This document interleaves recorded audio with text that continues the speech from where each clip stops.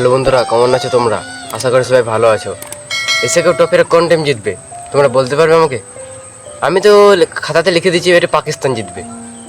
খাতাতে আমি লিখে দিচ্ছি, তোমরা খাতা কলম নিয়ে আসো, এটা পাকিস্তান জিতবে। ও পাকিস্তান যা খেলছে প্রত্যেকটা ম্যাচে 200 রান, ওই মুখে বড় বড় বাঘ, বড় বড় চুয়ালি, ওদের ওদের বাঘ আর সহ্য করে যাচ্ছে না।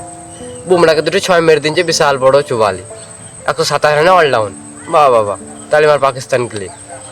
আর পাকিস্তান, আমি তো জানছি পাকিস্তান এটি জিতবে। তো ভারতকে তো হারান দিল চাই। ওদের দু চারটে কন্টেন্ট ক্রিয়েটার যার মুখে বড় বড় বাং মারছিল, পাকিস্তান ছাড়া এটা কেউ জিতবে না।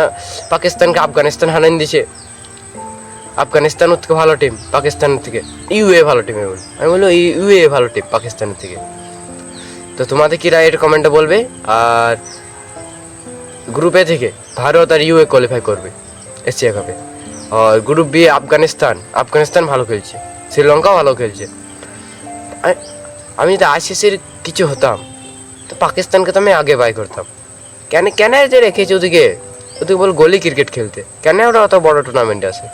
কি করতে আসে?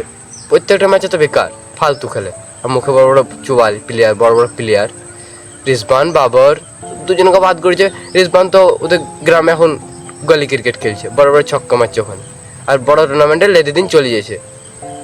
তো তোমাদের এগুলোতে কি রায় কমেন্টে বলবে। আর এরপরে ভারতের কোন টিমের সাথে খেলা হয়েছে সেটাও কমেন্টে বলবে। আর আশা করি ভারত এসি কাপটা জিতুক, কিন্তু সূর্যকুমার ভালোই ক্যাপ্টেন চালাচ্ছে, আর আমাদের ভারতের প্লেয়ারগুলো ভালোই খেলছে মোটামুটি। আশা করি এসি কাপটা ভারতেই জিতুক।